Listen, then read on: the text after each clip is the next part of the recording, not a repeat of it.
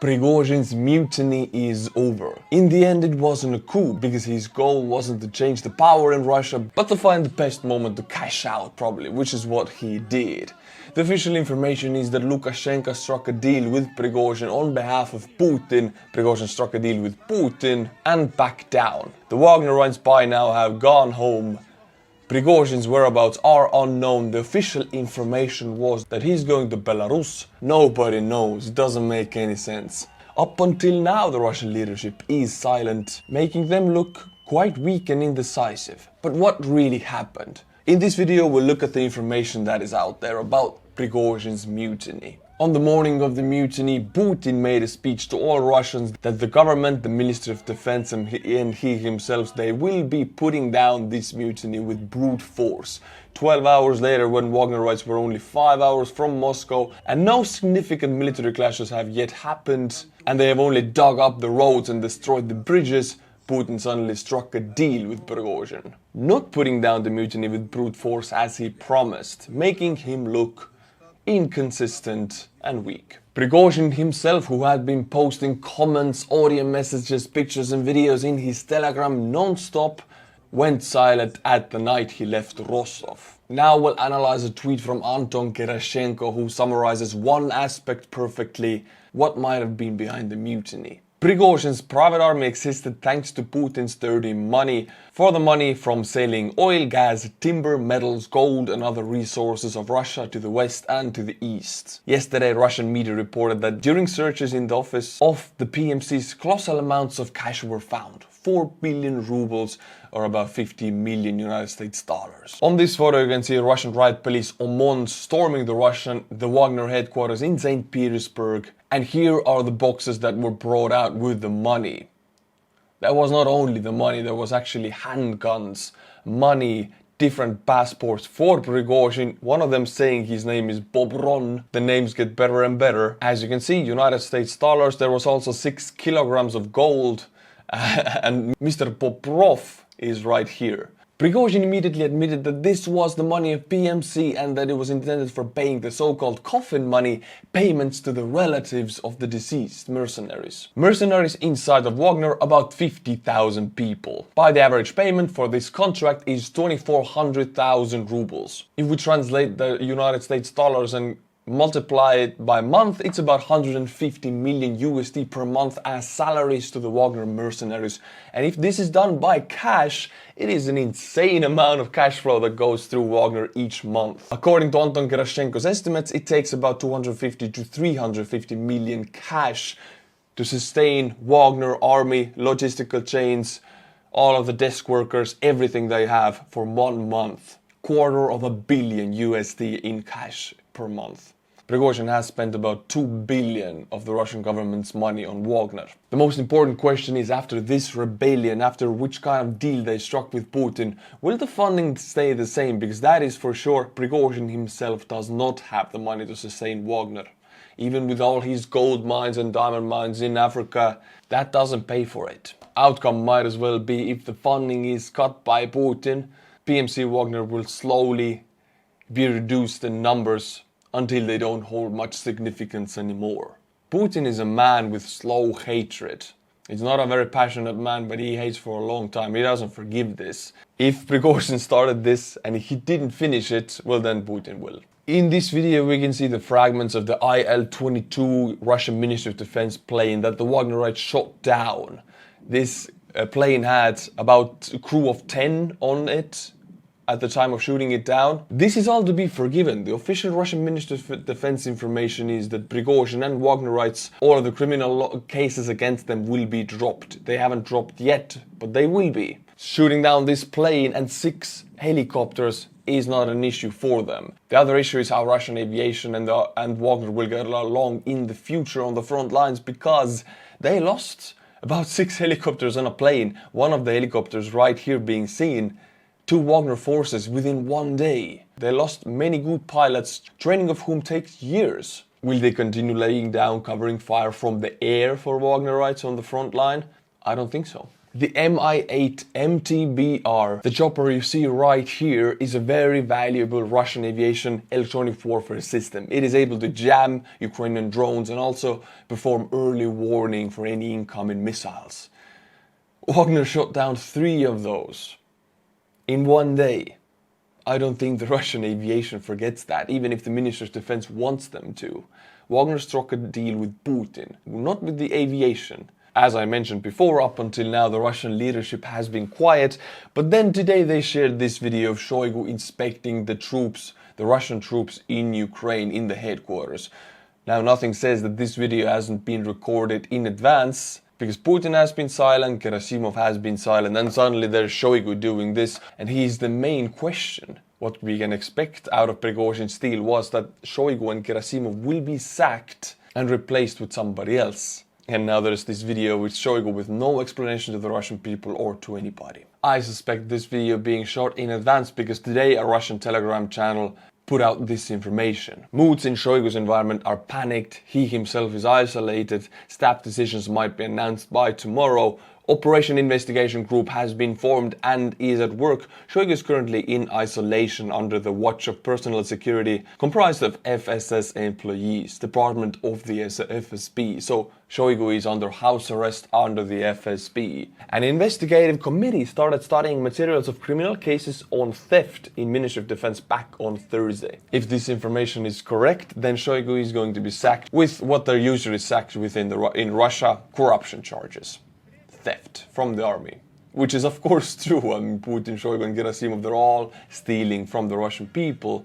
Another way Shoigu could go is honorable discharge.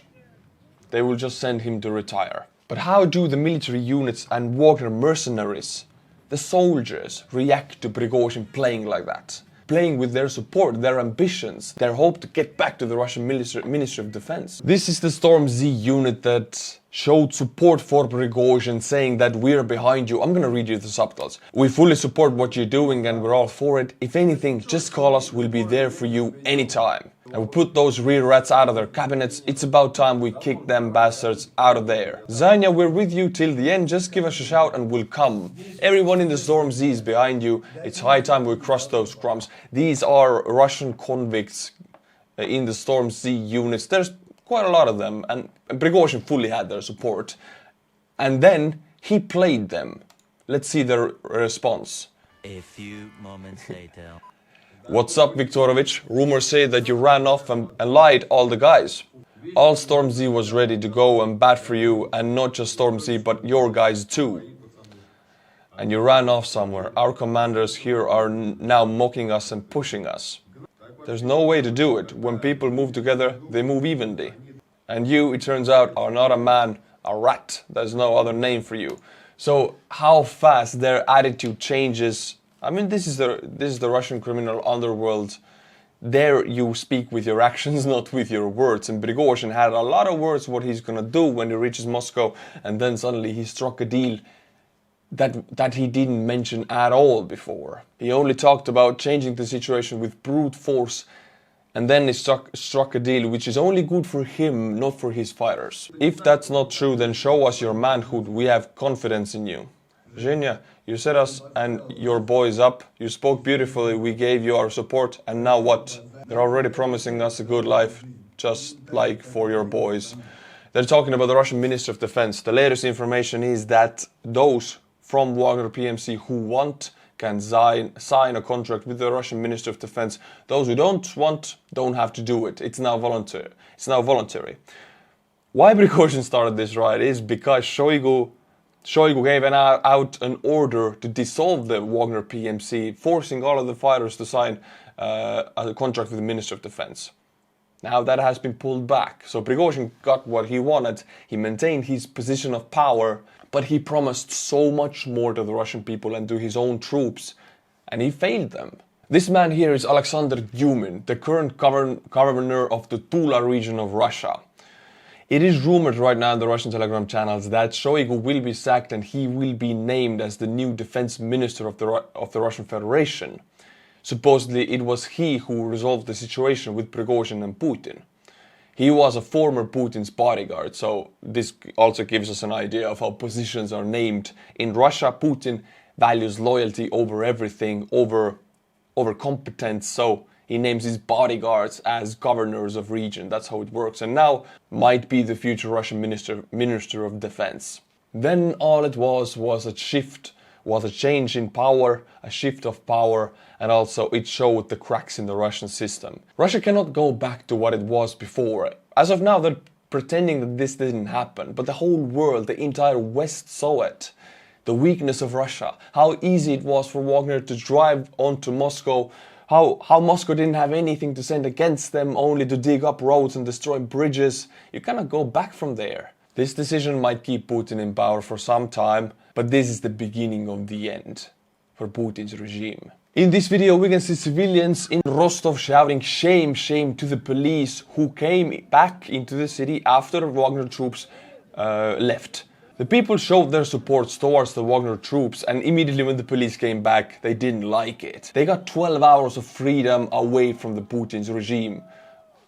In Rostov city, it was their first 12 hours in 20 years without Putin's police, and seems like they liked it.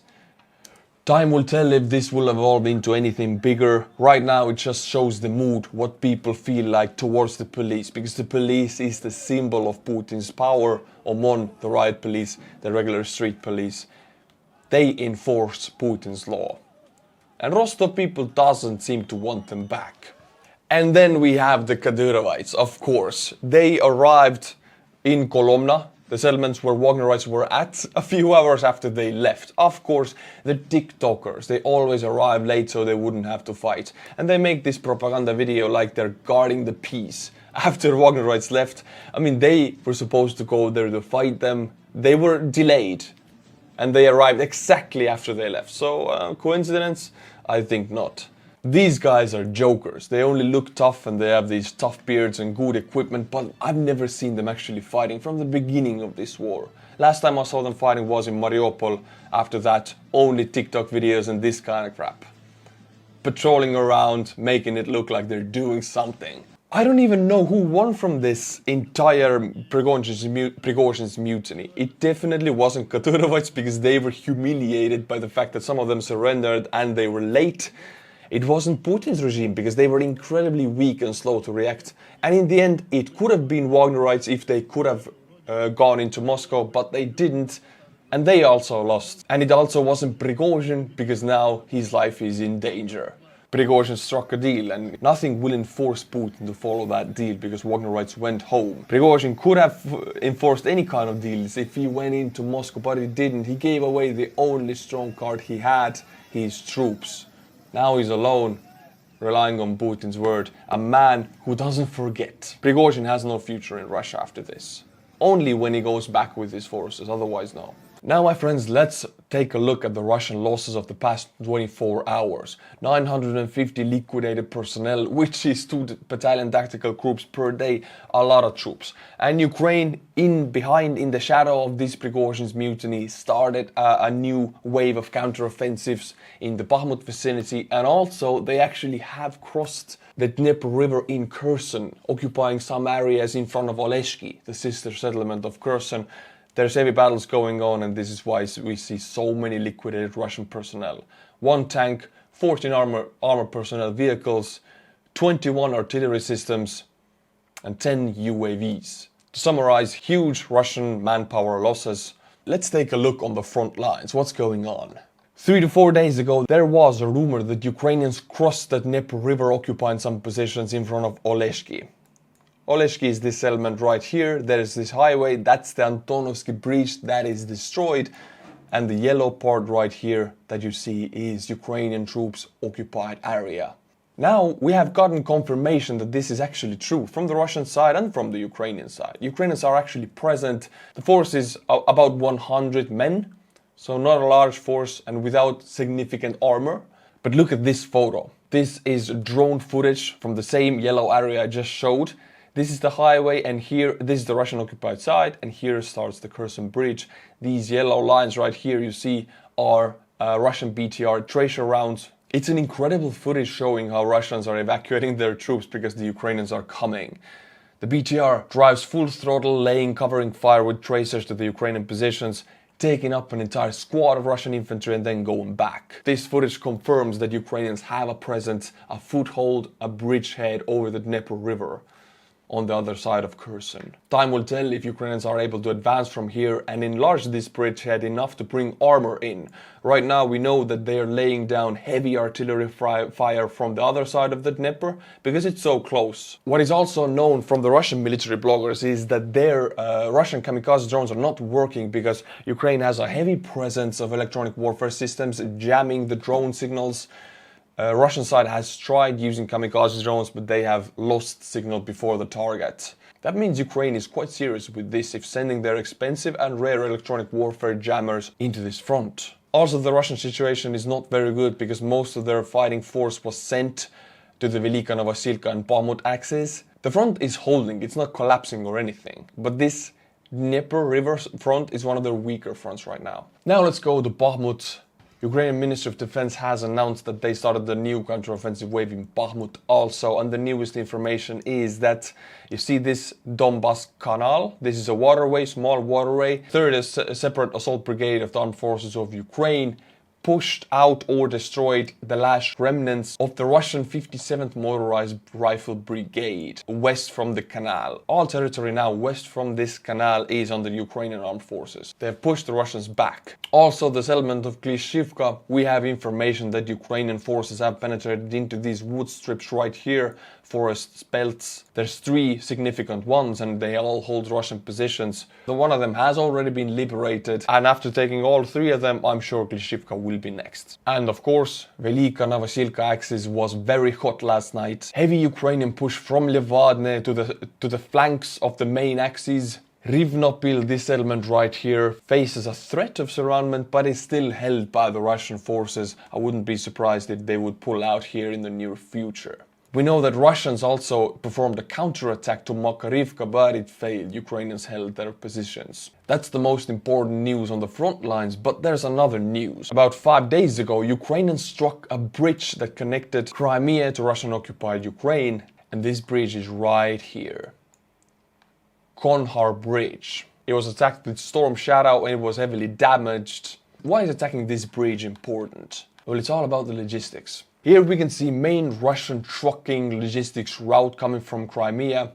Not the rail, but the truck logistics, 161 kilometers or 100 miles following the red line right here, overlapping the blue line from Jankoy to Melitopol. Then the second best option for Russian truck logistics is 280 kilometers and the third best option is 298 kilometers. Both of them following too close to the front lines, being in HIMARS reach. This red truck logistics line has been disabled. Russian side has to choose the blue or the yellow one, lengthening the logistical chain and also placing the logistic convoys under HIMARS threat. This here is what wins wars. My friends, time will give us some clarity on this Prigozhin's mutiny. We have a lot of questions right now and not enough answers. I hope by tomorrow I can give you more definitive answers.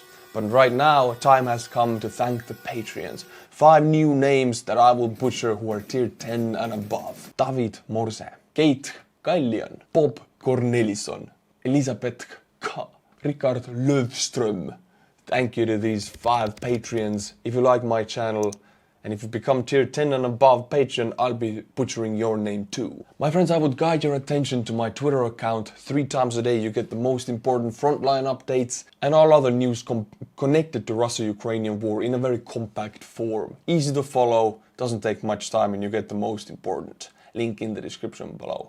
As well as my Instagram. To keep an eye on my life, what am I up to? I'll see you there. Until my next video, my friends. Slava Ukraini.